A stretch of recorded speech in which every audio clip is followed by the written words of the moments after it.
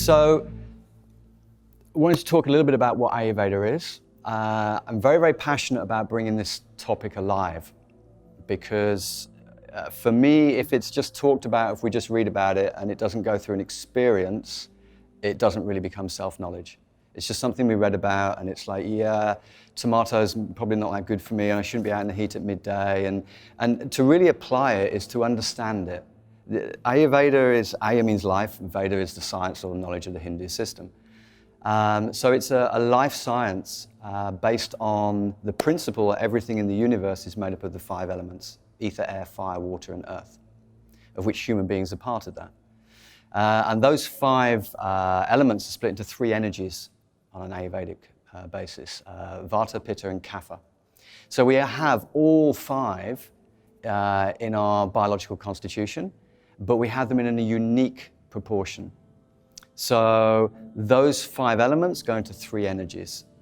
And Ayurveda is self-knowledge for self-healing. So to really understand who we are allows us a better foundation to do the right thing, to eat the right food, know when to do the right exercise, this kind of thing. What is really good for us? It gives us a deeper knowledge of these kind of things. So 5 elements, 3 doshas. Doshas are energies, is another word for them. Vata, Pitta, and Kapha.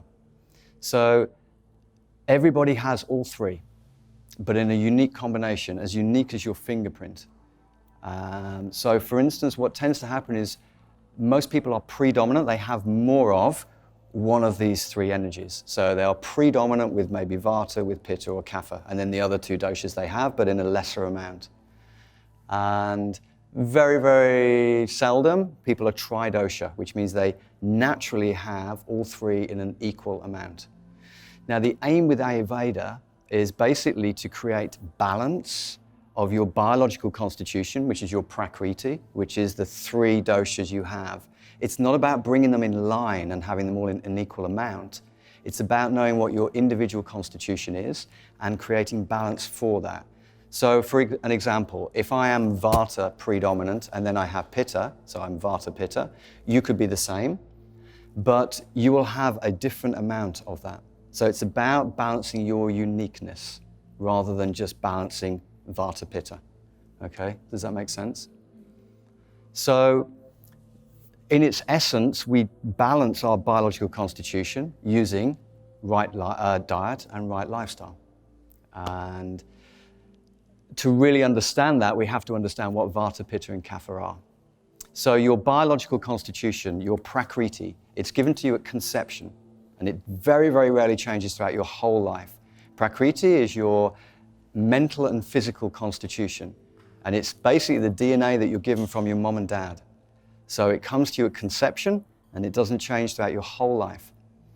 What does change is the inside and outside influences at any one point in time can put you in and out of balance. Okay? So what is Vata, what is Pitta, and what is Kapha? Now to understand those, Vata is basically air in ether or space, Pitta is fire contained in water, and Kapha is water contained in earth. So what we're really looking at is what are the characteristics of air, fire, and water, and how do they show themselves to us? Ayurveda stipulates that all disease starts in the mind and permeates into the physical body. So to know who you are psychologically and the characteristics of these doshas and how they show themselves is a really, really good and interesting starting point. So how does Vata show itself? How does air show itself? Psychologically. If you think of what air is and how it moves with the wind, how it's erratic, it's light, it's drying, it's very changeable. So I'm going to throw in lots of different examples of these as we go along and ask questions if you want clarity on some of this. So Vata will show itself psychologically. A Vata predominant person, or when Vata is out of balance, tends to show itself with people, they have lots of ideas but find it hard to work with one. They are very sociable people, Vata. So if they go to a party, they're in a room, they'll want to know everybody. They'll be like social butterflies, very much on the surface. This is what Vata is. It's air contained in ether, so it's very much on the surface. Vata people will be very erratic, very changeable, like the wind. So one minute it's like, Justin, you did, and it's like, what was your name again? It's Justin. So it's very much on the surface. Changeable, so that can show itself with money. Easy come, easy go with money. It's like 1 minute I've got it, next minute it's gone. It's just on the surface. Memory, decision making. Yeah, let's do this. And then 5 minutes later it's like, no, I want to do this now. And this is how it can show itself psychologically. So Vata people are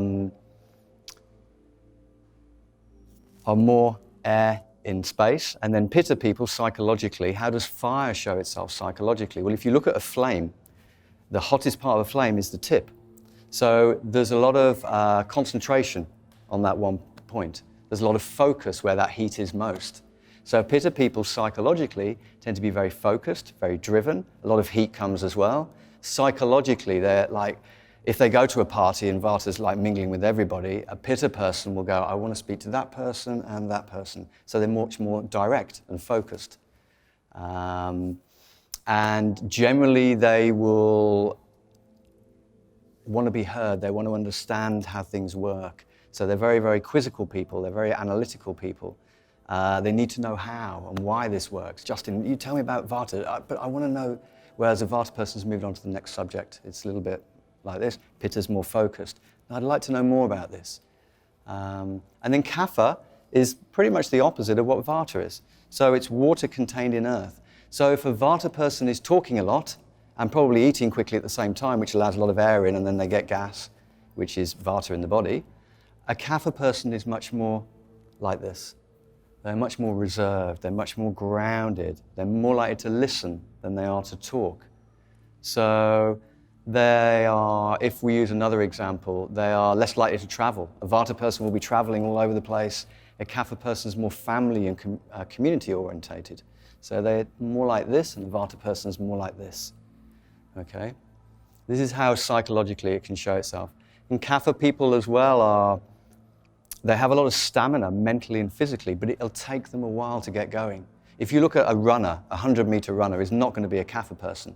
It's going to be a combination of Vata and Pitta. Whereas the Vata person will start very quickly and then burn out very quickly. A Pitta person will just keep going until there's nothing else left. And then the Kapha person is going to take a while to get going. But they're probably not going to be a competitive runner because they're not interested in competitiveness. So there's lots of different ways these kind of characteristics will show themselves in our everyday life. So we can look at careers, what people do. We can look at relationships when we start to understand this energy. We can look at how people spend their free time. We can look at colors. We can look at so many different things. It's a life science, so everything we do.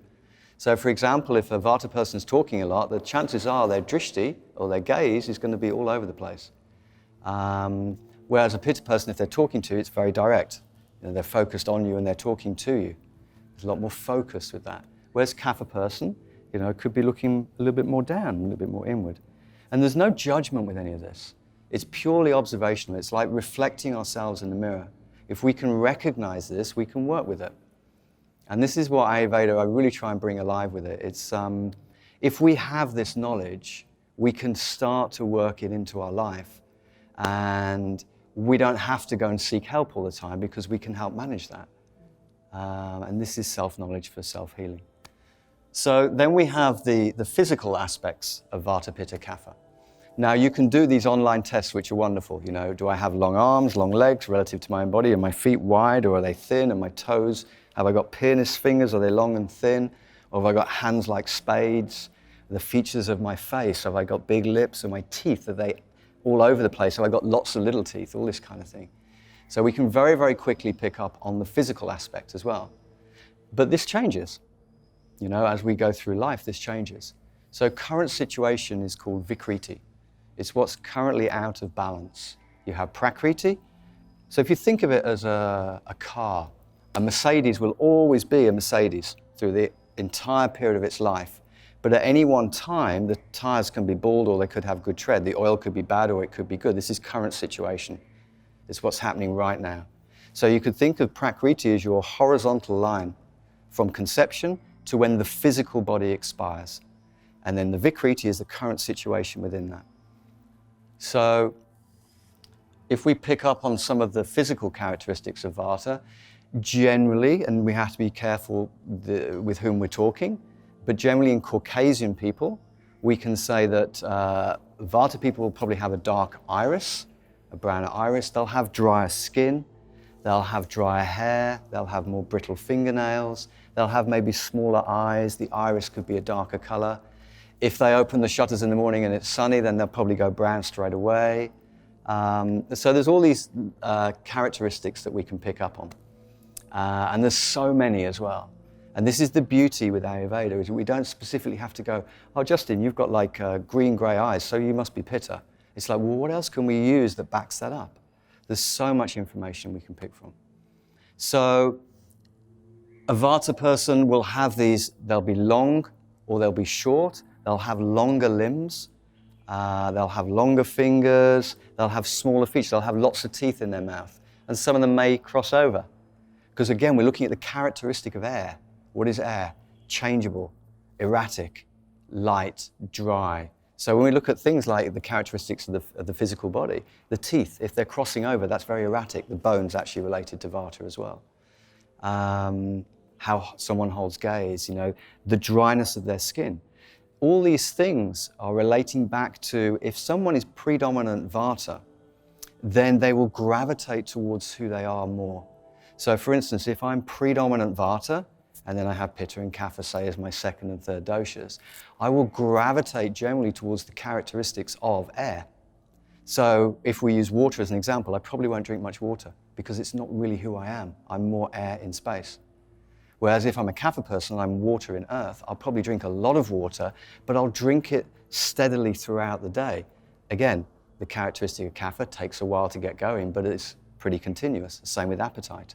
Whereas a Pitta person will probably have sweated quite a lot because they'll have exerted themselves quite a lot, and they'll be necking their water quickly to refill as soon as possible what they've just lost. So Ayurveda is not just about what, it's actually about how we do things. Very, very important. So just in life, that it's not the journey, it's actually the journey that's as important as the destination. It's the same when we look at Ayurveda. So the physical characteristics of Pitta.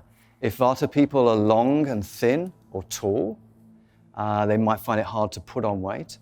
A Pitta person is more of an average size, so their features will be more of an average size. Average size hands, average size feet, average height maybe, relative to their own body, not compared to someone that's 6'3" or something, but relative to their own body. Fire in water, so the skin won't be quite as dry, but if they're Caucasian people, they'll probably go red in the sun. They'll probably be out in the sun at the hottest time of the day because they gravitate towards heat, even though they might go a little bit too far. Have you ever heard that saying, they burnt themselves out? That's a Pitta person. Very, very focused. Maybe they're working in an office, there's a deadline, they keep going, and they've just got to get it done. They're very, very, they'll listen to people, but they'll just do their own thing, and they burn themselves out. So physically, Pitta are more moderate size. And there's so much we can pick up on. What else can we say about a Pitta person? Generally in guys, they will go balder and they'll go grayer at an early age. Pitta people tend to have more freckles and more moles as well. The nose, the mouth will be more of an average size. They might have bleeding gums or a tendency towards that. And then we have Kapha. Kapha is the opposite of Vata.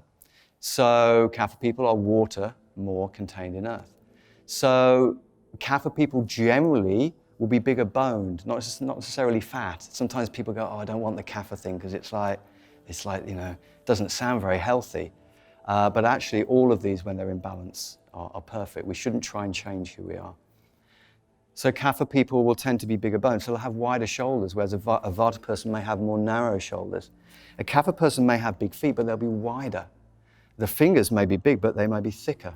They'll have hands. Have you heard that phrase, they've got hands like shovels?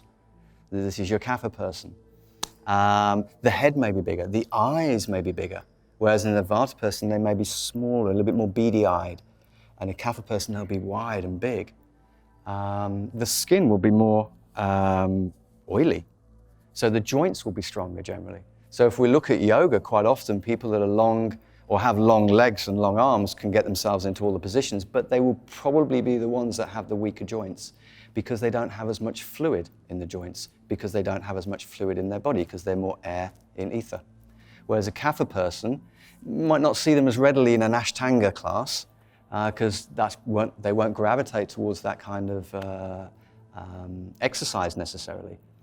But once they get going, they have a lot of stamina, and the joints are actually very strong because there's a lot of liquid in the body. So this is how it shows itself, just very, very simply. What else can we say about Kapha people? Bigger teeth. They might not have lots of teeth, but they'll have fewer, but they'll be bigger. They'll also be very patient people. They'll be very good listeners. So if we use that party expression, a Vata person goes in the party, it's like, hey, hey, hey, like this to everybody, and they're on the surface. They'll get to know everybody, but have fewer friends. The Pitta person will be coming in and like, you'll want to talk to you later, and then you, because it's much more defined. Kapha person is much more like this. So people tend to gravitate towards them because they'll listen a lot. The ears are actually related more to Kapha as well, whereas the hands and the mouth are related more to Vata. So we can look at what people do for a living as an indication. We can look at how people spend their free time. Okay? So what Ayurveda may say about a Vata person, they will tend towards jobs where they're working with social media quite a lot. They'll tend to be very good teachers because they can hold a number of different topics or a number of different people in the same room at the same time because there's a lot of things going on and they can manage that. They tend to be very good artists, very creative people, very good, what kind of art, So it's more graphic art, it's more like detail. If you said to someone generally, you like art, okay, I'm not saying that person straight away in my mind is now Vata. What kind of art do you like? I like pottery. Okay, so you're working with the earth more. So this is more indicative of Kapha. Whereas if I like doing fine art and this kind of thing, it's much more up here, it's much more Vata. So this is how we can go deeper with this. And this becomes really important when we look at diet and different foods as well. So knowing these physical and mental characteristics of Vata, Pitta and Kapha is essential really to understand who we are. And then to know that current situation isn't necessarily who we are. What tends to happen is that we gravitate more towards who we are. So again, if I'm Vata predominant, I will gravitate towards Vata being out of balance more often than not because I gravitate towards those kind of things. So for instance, I think something like 70% of all disease is Vata related. Because if you look at the way people live their lives generally now, everything is fast. A lot of people work in offices. So Vata regulates the nervous system, what passes things around the body. So somebody's working in an office, looking at a computer screen, phone's going, everything needs to be done by tomorrow. The journey into work was it's very rushed. Food was on the go, maybe, which is, speed. It's all to do with Vata. And they're in an office with air conditioning. So what happens is all these characteristics of air layer up. And then disease only happens when doshas get too high. So I've got this speed, I'm looking at the computer screen, that needs to be done yesterday. My mobile phone's going as well. And I've got air conditioning, it's air on air on air, which will put Vata out of balance. Okay, so this is how we can understand it. But how do we recognize when we're out of balance? How do we recognize currently what's going on? Does this make sense? Yeah? I'm looking at this on the basis that maybe you don't have any information and also that you do. So we'll come to more specific topics for you as we go along. Vikriti, what is going on right now and how do I know if I'm in and out of balance? Well, there's a number of different ways. Psychologically, how does stress show itself? Am I sleeping? Is there insomnia? Do I wake up a lot during night? How are things passing through my body? So these are clear indications of the current situation, how we are with other people and what's going on through our own body. So generally, if we look at what Ayurveda says, that all disease starts in the mind and then filters into the physical body, then how do different stresses show themselves based on different doshas? Well, for Vata, the tendency will be a lot of anxious and nervousness, a lot of tremors. The nervous system is out of balance. So insomnia could come very easily. Light sleepers, so if we look at sleep with Ayurveda, Vata people will be very light sleepers. If they're with their partner in bed, just a little thing will wake them up. Or the birds outside, they find it hard to get to sleep. That is accentuated when Vata goes out of balance. So insomnia is aligned more generally with Vata being out of balance. And then what tends to happen is when Vata gets out of balance in the mind, it'll permeate into the physical body. And we'll go into those sites, the 3 primary sites, a little bit later. So how does Pitta show itself? Well, Pitta is heat. So again, we're coming back to the characteristic of fire. So how does it show itself psychologically? Well, anger. But actually, a lot of self-criticism, self-judgmental. It goes in before it comes out quite often. I should have known better, or I should have done that better, this kind of thing. So a lot of angriness that goes inwards towards themselves before it goes out. And a Vata person may lose their temper very, very quickly. It's like, oh, you did a little like this. And then 5 minutes later, it's forgotten. Easy come, easy go. Whereas a Pitta person, you said last week, because it's still there, it's a little bit deeper. So Pitta people can get very irritable, very angry, very self-judgmental, very critical of themselves. And then, once it gets too much in the mind, it will permeate into the physical body. Whereas Kapha people, when stress shows itself in the mind, you won't know, because it'll go under the carpet and they'll keep it like this. They'll keep it to themselves. And a lot of depression can come with Kapha. All of these things I'm mentioning, they're indicative. They're not definitive. So they're indications of what might be going on. It's like, okay, so let's say that's depression. What else do we know that would align that with a Kapha person? What else can we tell from them physically and mentally about how they're living their life that would back that information up? So it's very, very useful to look at everything that we have. So if we're doing a consultation with someone from an Ayurvedic point of view, we'll spend an hour and a quarter just talking with people, asking questions about what they do for a living, what kind of illnesses have people had, how do you spend your free time, what's your favorite film, what's your favorite genre, and all this kind of thing. And then eventually what we have this big kind of area of information that we've gathered, and we've got like all these V's for Vata, all these P's, and then all these K's for Kapha. And we can go, based on all that information, there are more Vatas, or there's more Pittas, and there's more Kaphas. This is how we define Prakriti. This is how we define your biological constitution, your mental, physical constitution. We can also ask about mom and dad. What did dad look like? How was he generally? What did he do for a living? How did he like to spend his spare time? Because we are a reflection of mom and dad. Biological constitution is a DNA that's passed down. So what did mom do for a living? And all these kind of things. We've got so much information to pick from. And then when we're looking at Vikriti, what puts us out of balance? So there's inside and outside influences.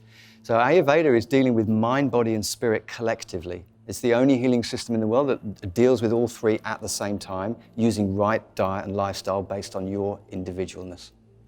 Okay? That's Ayurveda in its essence.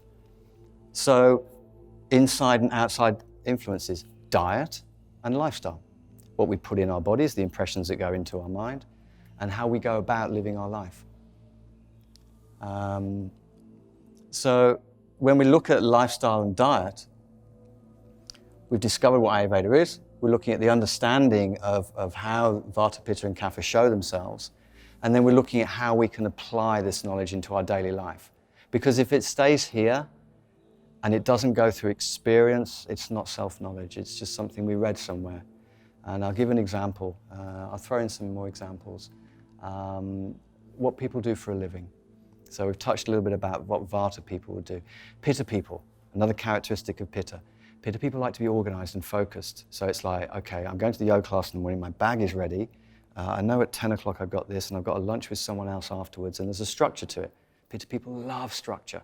Vata person, I don't want to know. It's like whatever happens is great. Pitta person, no, we need to know what's going on. And that's great, structure is great. But it's when we get a bit too structured.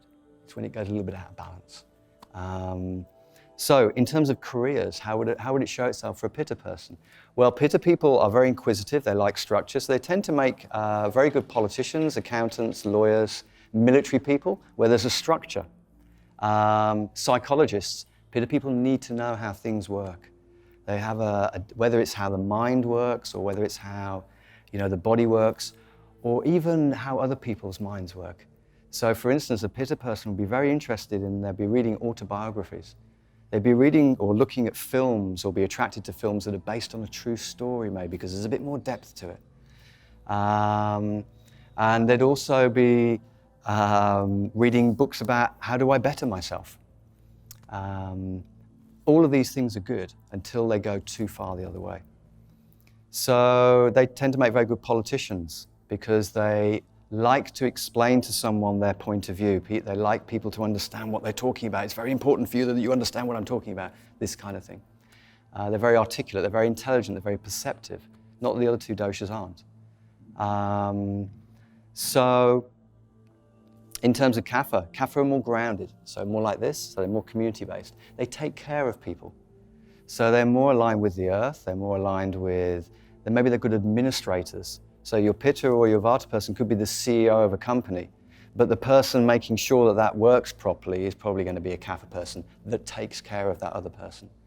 They make very good teachers, but not with specific topics like maths or English or whatever, just generally. So maybe more kindergarten, taking care generally of people. More nurses, working with the land more. Good chefs tend to be good singers. I think Ayurveda's got all these weird and sometimes wonderful, this is what a Kapha person is. These are suggestions. Kapha people are very, very artistic as well. Vata Kapha people tend to be the most artistic. So this is how it can show itself with careers as well. The films that we watch, the colours that we are aligned with. And if we can understand this information, we can understand relationship with ourselves, but we can understand relationship with others as well. Because if you put two Pitta people together, two positives together, and they're both very Pitta, they will push themselves away. But if one person has got a lot more Kapha as their second dosha and the other one's got a lot more Vata, then they're going to fit. You ever met people that said, oh, you know, I've got this friend, we never really used to get on, but now we became good friends. Over a period of time, that started to flow in more. So what's really important to know when we look at outside influences is what we can't control. So there are times of our life, times of the day, times of the year, when these energies are higher and lower for everybody, okay? So generally from zero age to puberty, maybe 15, is Kapha time of life. It's when everything's a bit more lethargic, a bit more tamazic. It takes a while to get going. Kids, they don't want to get out of bed, right? It's snooze. This is before they find, partying and everything like that. It takes them a while to get going. This is a Kapha characteristic. Puberty, generally, 50, 55, generally menopause for women, is Pitta stage of life. It's when we're more focused. It's when we're building and defining who we are, what we do for a living, building families, saving for cars, and just generally building our lives up with some structure. And then later on from that period, 50, 55, menopause onwards, is Vata stage of life. This is when the body goes into decay and it starts to shrink. Because what is Vata? Vata is drying out. It's when the body is drying out. People go, oh my God, that sounds awful. We're talking about mind, body, and spirit with Ayurveda. And when we look at Prakriti and this lifeline, this physical lifeline, we're looking at mind and body. So spirit, we can actually bring in at any one stage, okay, using the gunas, and we'll talk about that in a minute. So times of our life, the seasons. So summer, it's more aligned with Pitta, there's more heat. Winter, cold, dampness, this is more aligned with Kapha. And then you have the changeable times of the year, which is more aligned with Vata, subject to change, things are changing, so autumn and spring as well. So to recognize who we are and then to fit it into these stages of life, to fit it into the environment that we're in, and then also the time of the day, and this is the really big one. So these energies are, Vata energy is higher for everybody between 2 and 6 a.m. and p.m. So Vata is higher. So if you've already got quite a lot of Vata, Vata is going to be higher at that time for you. So you need to bring in more Kapha. It's like a seesaw. You balance it using that kind of knowledge. And then 6 to 10 a.m. and p.m. is Kapha time of the day. So a Kapha person, to give an example of how this would flow throughout a day, a Kapha person takes a while to get going. So they may get up a little bit later, and they're probably going to miss breakfast. This is when we look back on our whole life. How are we with this? Do we normally have breakfast? Do we jump out of bed? Or do it take us a while to get going? 6 a.m. to 10 a.m. is Kapha time. So Kapha people have said they might miss breakfast. They haven't got going yet. They're not hungry yet. And then 6 p.m.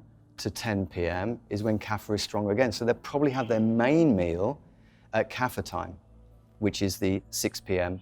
to 10 p.m., which is completely the wrong time because the internal fire is not burning then, and we'll come on to that. Pitta time is 10 to 2, 10 a.m. to 2 p.m., 10 p.m. to 2 a.m. So what's happening during this time, 10 a.m. to 2 p.m., is Pitta regulates the heat and the fire in the body, the Agni. It's the metabolism in the body. It's what burns the food and the drink that you take into the 7 tissues of the body. So this energy is higher between 10 a.m. and 2 p.m. So for a Pitta person, the best time of the day to have your main meal is lunchtime. 10 p.m. to 2 a.m. is actually when Pitta is digesting thoughts. So what will tend to happen, a Pitta person will have filled their day with lots of different things. They wouldn't have had time for lunch. They'll probably tendency towards excess happens with Pitta. They might have quite a lot to eat in the evening, and then they'll pick up a book that's probably a self-help manual or it's a biography, and they'll be getting their brain activated again, and they'll go over 10 p.m.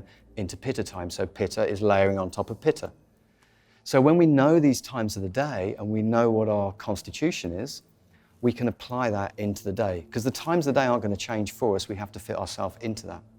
So this is how we start to work with it. What kind of questions are coming for you?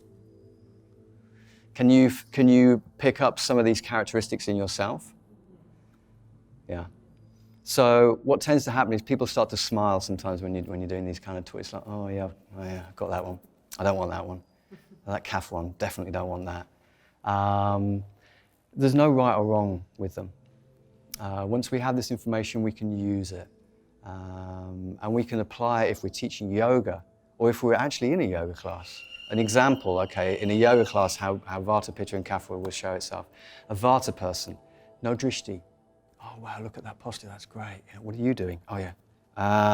The breath, very light, it's on the surface. So what they need to do, they need to draw it out, make it longer and bring it deeper. They need to bring it deeper because they've got too much up here. They'll be skipping through. They won't like the standing postures. They want to be doing the handstands, you know, and they want to, what's next? Shavasana, classic. 2 minutes, bang, what's next? And then this is how we can work with it, whether we're teaching or whether we're using it and going, yeah, I'm like that. How could I use that information more intelligently now that I have it? A Pitta person, drishti, breath, and there's no surprise that there's a moat of water around their mat because there's too much emphasis, too much heat. So maybe practicing to 70% of where you know you can go one day is how you moderate Pitta. So this is how we can start to use it when we're teaching or whether we're practicing. And then Kapha person, stimulating, they need to get going more. So more Surya Namaskaras. And then the breath, really working with the breath, maybe drawing it out a little bit more and bringing out a little bit more sweat. See, Vata people won't sweat, and especially if they're ladies. I don't believe that ladies sweat. I believe that you glow or glisten or whatever the beautiful term is. But a Vata person won't sweat that much because they don't have much water in their constitution. And they don't drink much water because they're not drawn to that, because it's not who they are. So what they need is more water. A Pitta person will sweat a lot, and how they take water, this is not just the what, but the how, is very, very important. So moderation for Pitta, calming, cooling, moderation, keywords for Pitta. So drinking water steadily throughout the day. And then a Kapha person, they will sweat, but it'll take them a while to get going. So what else should they be focusing on? Different postures for different doshas, different pranayamas for different times of the day based on who we know we are. This is how basically, yoga is the spiritual side of Ayurveda and Ayurveda is the healing side. They're sister sciences. So they're traditionally taught together. Because when you know who you are, you know what's right for you, you know when it's good to do it, and you know how to go about it in a more informed way. And this isn't just yoga, this is everything that you do in your life.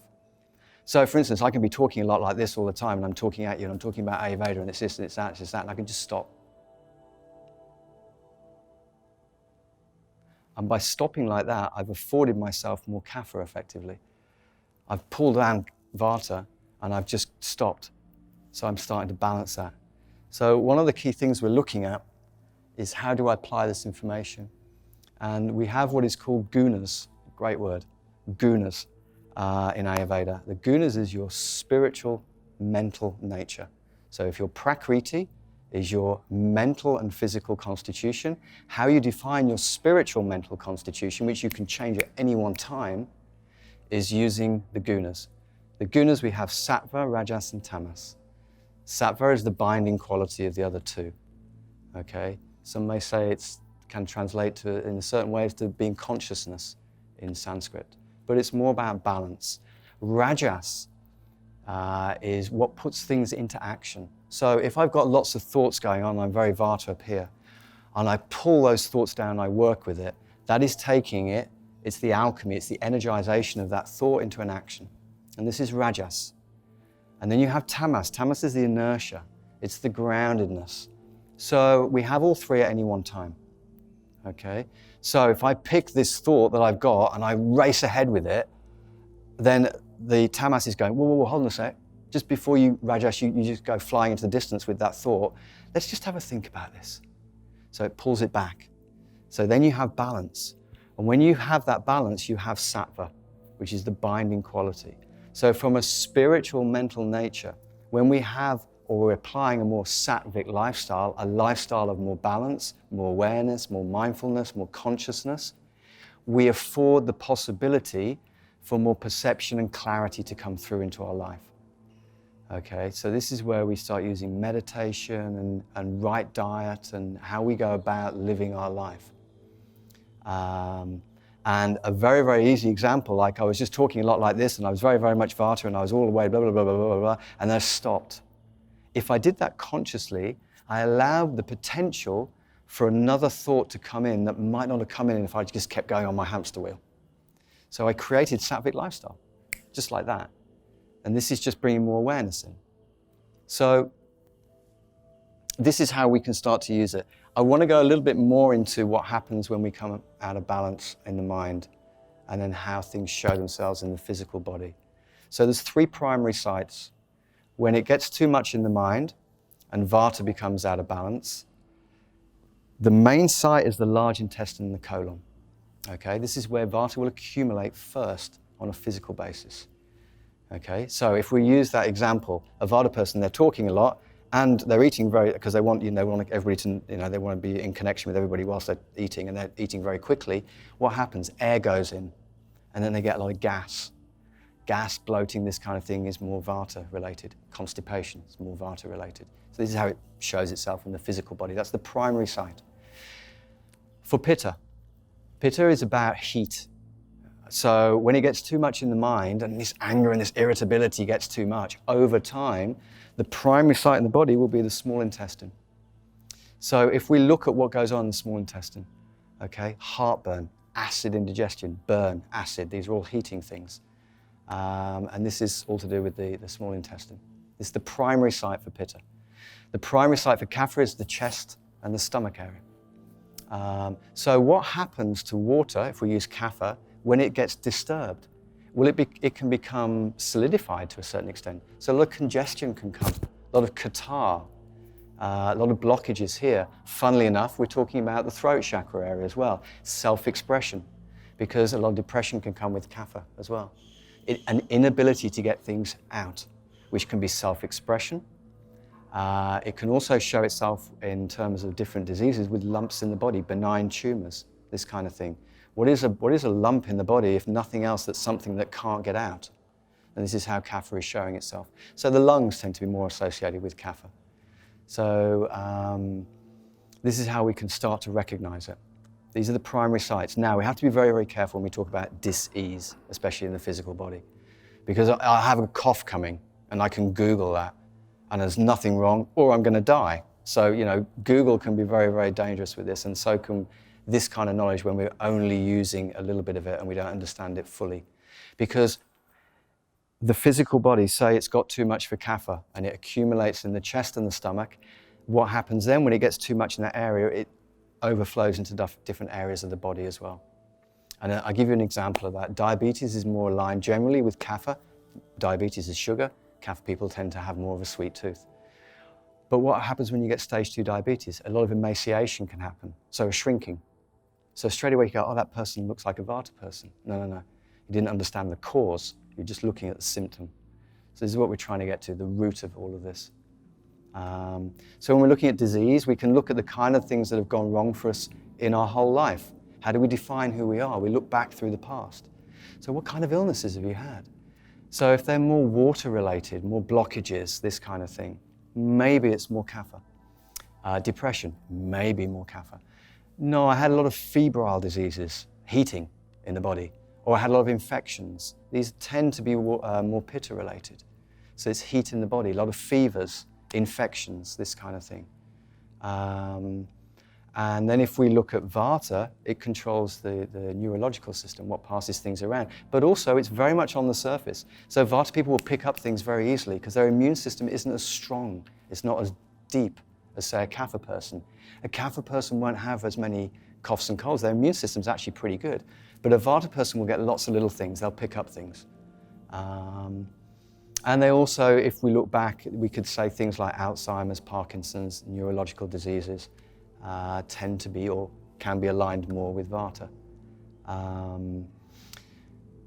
There's also different stages of our life when different diseases become more prevalent, when they're more likely to occur. And an easy one to pick out is arthritis. Arthritis, which is air in the bones, which is air, which is Vata, the bones, more related to Vata, tends to happen more later in life, Vata stage of life. If it's happening at an early age, then we definitely know there's something going on with Vata that we need to look at. So it's a sign, it's an indication. We can work with that. So, talking about diet, I talk a lot about lifestyle in Ayurveda, but obviously diet's very important. Everything's in the same sack. So what we put in our bodies is going to affect our minds, and the impressions that we put in our mind will affect our diet as well. You know, if you're stressed, you're probably not hungry. Or maybe you go towards a certain food when you're really stressed, you know, comfort food, this kind of thing. What kind of foods do we aligned with? So if I'm talking to people and I go, what do you have for breakfast generally? And quite often it'd be like, well, I have my fruit and I have this. And I'm like, okay, forgetting what you know is good for you. What is the food you go towards when you're really hungry? What's your comfort food? Oh, it's pasta. Okay, so that tells me more that it's Kapha. Kapha foods are more grounding.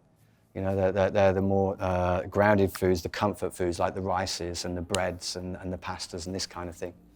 The sweet tooth and the heavier food. And if someone goes, oh, no, I love lettuce. I love lettuce, you know, and I love this light foods, and it's more Vata. So again, when we're looking at diet, we have to be very, very careful. Because it's not just what, it's when we're having something, based on the environment we're in, based on what's growing naturally at that time of the year. So Ayurveda recognizes 6 tastes: sweet, sour, salty, bitter, astringent, and pungent. And to understand the tastes is to understand what food is good for you. So you start on a very basic level. You start with 6 tastes, and then you know which of those tastes is good for which dosha. So sweet, sour, and salty tastes tend to be better for Vata. Sweet, bitter, and astringent tend to be tastes that are better aligned for Pitta, to keep Pitta in balance. And then sour, salty, and pungent tend to be very good for Kapha. But why? And this is really interesting to understand. Why would pungent, spicy, be good for Kapha? Well, spicy, it's stimulating, it gets the body going. This is what Kapha needs to get the digestion going. So what tends to happen is something else to do with the food that we take in. Is another thing to do with Vikriti is what's happening with the food that we're taking in and how it's getting processed in the body tells us what's happening right now with our current situation. So an example of that, I'm eating this food, it's not passing through my body, it's getting stuck, it's constipated. So that could be more aligned with Vata. It's indigestion, which is more aligned with Kapha. Or what I'm eating is coming out very, very quickly. That's a suggestion that it's coming through too hot. It's heating up and coming through liquefied, which is more Pitta. Kapha, sometimes it can show itself on the tongue. There's this thing in Ayurveda called ama, undigested food. So when there's a coating on the tongue, and it depends, if we've just had a turmeric latte, then there's going to be more of a coating on the tongue than not. But if there's a coating on the tongue, it's a suggestion that the agni, the internal fire, the pitta, the fire is not working very well, and there's more kapha. So the food isn't getting processed, and it's showing itself as undigested food on the tongue, or toxins on the tongue. This is another suggestion of how kapha and pitta and vata are working. But when we look at food, quite often people will come to me and go, I'm vegan. What does Ayurveda say about vegan? Well, Ayurveda doesn't say that you should eat meat or you shouldn't. Obviously, we can talk about karma on a spiritual basis, right action, and how was the animal raised, how was it killed, was it killed for you, and all of this kind of thing. We don't dismiss that. But before we do that, we look at the right kind of foods that fit in with who you are. So to know who you are, so we use someone is vegan, fine. What within vegan foods are good for your constitution? So in other words, what are more grounding foods? If I'm Vata, I don't always want to be eating lettuce because I need to bring that down. So what other things could I eat? Root vegetables, things that grow in the earth. Warmer foods sometimes. And we're never really trying to say to someone, don't not be who you are. So a Pitta person, don't have, or if you like hot spicy food, then that's fine if you gravitate towards that. But think about when you have it and the amount that you have. So moderation. So for instance, if you like spicy food, have it more at lunchtime in a main meal. And then it's less stimulating in the evening. We follow this cycle of the day, okay? And then we fit ourselves into that cycle of the day. So the morning time is when we're doing more invigorating kind of things. When we're doing structure with our yoga and we're doing aerobic exercise more. And then what does that do? That helps basically bring appetite. So we're more likely to be hungry at lunchtime. So maybe we have our main meal at lunchtime and then we come into 2 till 6 p.m., which is Vata time of the day, when the tendency is to be racing around a little bit more. So how do we balance that? Maybe we're doing certain things, but we're not as engaged. And then we're coming into Kapha time of the day, 6 till 10. So how am I sleeping right now? Well, I'm not sleeping very well, so how do I prepare myself for sleep? And this is how we start to use some of this information. But it can get very confusing with food. If we start with the 6 tastes and what they do, it's a very, very easy way to look at things. Because when we're doing a consultation with someone, this is the right kind of food for Vata, this is the right kind of food for Pitta, and this is the right kind of food for Kapha. And this is the right kind of lifestyle. But don't try and put it all in at once. So a Pitta person may come along and they go, right, brilliant, I'm going to put all that in straight away in the first week, and then what happens, they go on this honeymoon with it. And then within 2 weeks they get divorced. Ayurveda doesn't work. You could say the same about Ashtanga. I had a friend once, he was doing Ashtanga. He said, I tried it, Justin, it didn't work. I said, okay, fine, you know, how did it not work for you? I did it for half an hour and it didn't work. Okay, maybe that experience would have been different if it was half an hour 3 times a week for 1 month. So it's how we do it. And the same as with food. So different foods are good for different doshas. So for instance, nightshades, I'll just throw a few examples. People always talk to me about nightshades. I've heard nightshades aren't good for you. Okay, why? What is it about nightshades that aren't good for you? And if you look at like medical research for that, well, nightshades, basically the 90% of nightshades family, you can't eat anyway, they are poisonous. And the 10 or 15% that you can eat, tomatoes, potatoes, eggplant, peppers, chilies, you can eat. But what do? Well, research would suggest that they bring in a lot of acidity into the joints, and they also dry out. So straight away, they wouldn't be good necessarily for Pitta and Vata. But what about Kapha? Because they have more fluid in their body, their joints, there's more fluid there. So would it be the same for them? No, of course not. So then, you know, we have to look at who we are and then based on what we eat. And all of this is applying more of a sattvic lifestyle. It's more conscious awareness. How else does sattvic lifestyle show itself? We take a step back. There's this inner space buffer, if you like. This is where meditation is so beautiful. We're less reactive. We're like, oh, hold on a sec, I'm in the supermarket. Justin said nightshades. But what happened if I had that tomato and it's not raw and I have it in a sauce with coriander and cumin and mint? because all these things are cooling agents. So how does it change the quality of the tomato then? And this is where we go on a journey. This is where the self-inquiry starts. This is a huge network of information, Ayurveda, and we have to find ourself within it, based on this framework of knowing who we are first. Cool. Well, thank you for listening. It's my pleasure to share what I know. So, as I said before, if it only instigates a little bit of inquisitiveness about what this is, then that's great. And especially mixed with the yoga practice, a yoga asana practice or meditation practice or anything else. It can be really, really add a lot more depth to it. So, namaste. Thank you.